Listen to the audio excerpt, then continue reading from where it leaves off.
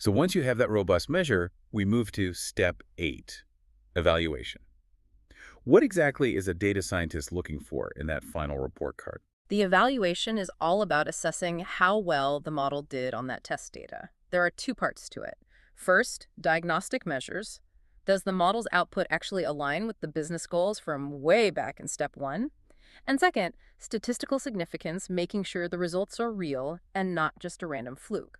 So for Kavan's classification model, what are the key metrics? Is it just the overall percentage it got right?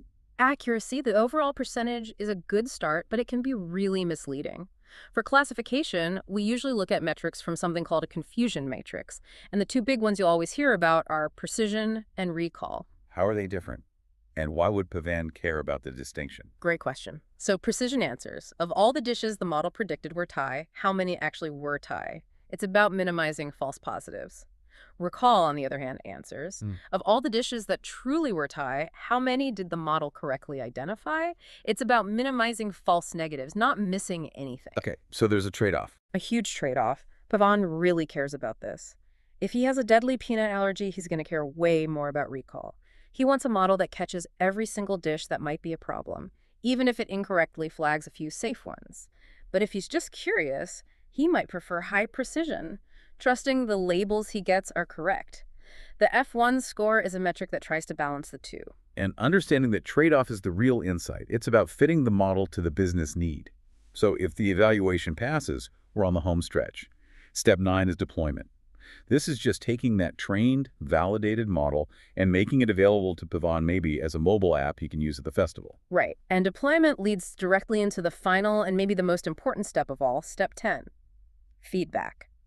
Once the model is out in the real world, you have to collect data on how it's performing. This could be user surveys, support tickets, error reports. So the job isn't done when you ship it. Not at all.